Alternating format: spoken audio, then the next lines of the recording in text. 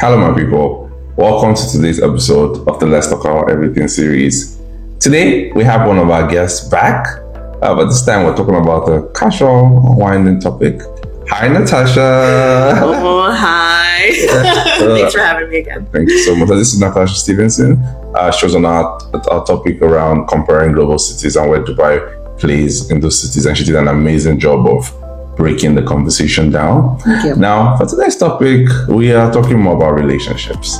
And we're specifically talking about emotional versus solution-oriented partners navigating relationship dynamics. So this is a very interesting conversation, and it's always coming up in different circles that I'm in. So I felt like it's a good topic to talk about. So first, I'm going to read the tweet to provide the backdrop for the conversation. Now, Twitter user its ambassador says, "I don't like solution-oriented people. They lack affection. Sometimes you just want a big hug instead of solutions." I read this tweet and I laughed, but I did a bit more thinking into the conversation. And from a relationship perspective, we can broadly categorize people into emotional versus solution-oriented people. Now, so for people that are naturally more emotional, they prioritize feelings, empathy, and emotional support over practical solutions. For these individuals, a hug, a listening ear, or a simple acknowledgement of their feelings can be much more comforting than immediate solution to a question, to a problem. They thrive on affection, often seek deeper emotional connection with their partners. Now, for solution-oriented people, on the other hand, they're focused on fixing issues and providing concrete solutions. The approach is practical and often stems from a desire to help their partners overcome challenges efficiently. While their intentions are usually positive, this can sometimes be perceived as dismissive or lacking of emotional needs. Now, Natasha. So, yeah, we heard that she hates solution-oriented people. Now, that's what do you have to say about the statements that she made before we deep dive into? Well, I'm a solution-centric person. Just got me to the court. No, I didn't. I think it's a generalization, and I think we'll dig into this a bit more of love languages. I think there's value in emotions, but I also think there's value in being solution mindset and getting things done and not allowing emotions to hinder you or stop you and block you from doing the things you have to do. So I don't think we're not affectionate. We just show our love in different ways sometimes. Okay. So let's look at some practical cases, like an example of a situation. So a partner is having issues with work.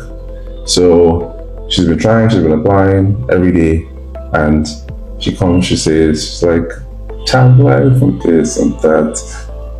Now, an emotional response versus a solution-oriented response.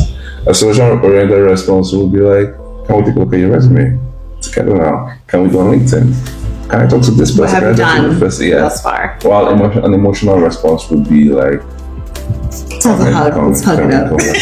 Let's talk about, let's relax. Forget about the job search for a little bit. Let's watch a movie. Let's watch a rom-com. Let me cheer you up." Yeah, we were having a casual conversation about rom-com before we got on camera, so I just had to chew that in. Yeah, so so what do you think about both responses? And yeah, I mean, I think it's on both parties. Yeah. And I think what really comes down to is communication. Yeah. And what I've learned, even though I lean heavily towards the solution-centric mindset, is communicating what I need in that moment. So sometimes I might need to vent, but I don't need your opinion. I don't need you to solve the problem. I just need to get it out. And I think that's where sometimes the more emotional versus solution-centrics sometimes don't meet in the middle, is because you're not communicating. Both parties aren't communicating what you need. Yeah. I'm not saying I don't ever need a hug, but I might kind of give that hug and then go, "What have you done? Like, let's go into this." But maybe the emotional person wasn't looking for me to give them advice, because they may take it as, oh, they're trying to solve the problem, or they're thinking I'm doing something wrong. And that's not the solution-centric person's mindset. It's not about proving you of what you've done wrong. It's a way of showing love to say, hey, how can I help you? Maybe there's some things that you haven't thought about. But I can imagine on the other side, the person's just like, ugh, this person seems like this is work. Yeah. Okay. So you talked about love languages. So let's jump in a little bit. How do you think that plays in this conversation? I think it's massive. I would say in the past, in relationships, I never really thought about it too much until later on in life. But I think it's really important to understand your partner's love language, and even yourself. So my love language to an individual is gift giving. So, and that gift giving could be an actual item, or it could be looking at something within their environment to kind of say, oh, how can I help you? The gift of time, to be able to say, hey, let me look at that resume, or what have you been doing by looking for that job? Whereas some people need words of affirmation. They feed off of being able to say, hey, some positive reinforcement. You know what? Maybe they need the hug, and for you to say, oh, you're doing a good job. It's a tough market. Everybody's in that same boat, so don't feel like you're alone. And that person, if that's their love language, that's how they're going to receive it. So I think people need to definitely educate themselves on their own love language, their partner's love language, and then being able to speak about it together so that they understand how to communicate better. Okay, so what would you say your advice is to people that are in long-term relationships with solution-oriented people and that feel that some of the emotion is lacking? I promise we're not stone cold. We have hearts. No, I think just understand that everyone shows emotions and affection in different ways. And so as a solution-centric person, my intentions are always pure. Now, obviously, again, through the communication, that person has to help that solution-centric person realize, like, hey, you're approaching me like you would approach your business team. We may not see it that way. We just go, well, this is how I communicate. This is how I solve the problem for you. I'm trying to help you.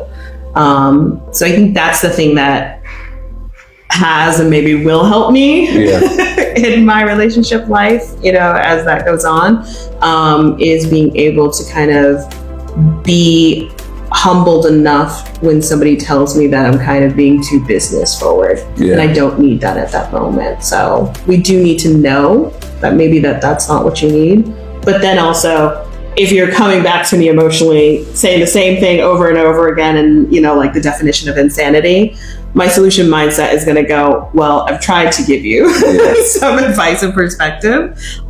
You've chosen not to take it. Yeah. So just staying on that point, I want to go to the other side of the lens. So I want to look at the partners involved here, the solution oriented partner and the emotional partner. Do you think that there could be resentment in the long run? For example, a solution-oriented partner that's quick, provides solutions, but feels like, oh, it looks like this person still wants to keep doing the same thing. Looks like this person is not willing to go along with the solution because it looks like they're looking for a more emotional. And then do you also think solution-oriented partners are able to notice this about their partners? Or are they too focused on the solution or the practical side of things? I think it comes down to age and experience, and knowing yourself. So, and I'll just say, obviously take myself as an example. I'm still solution-centric. I'll probably always will be solution-centric. But I think as I've gotten older, as I've dealt with things in life, it maybe has softened me a bit in other areas. My profession is recruitment, so reading people and reading the situation is kind of what I do.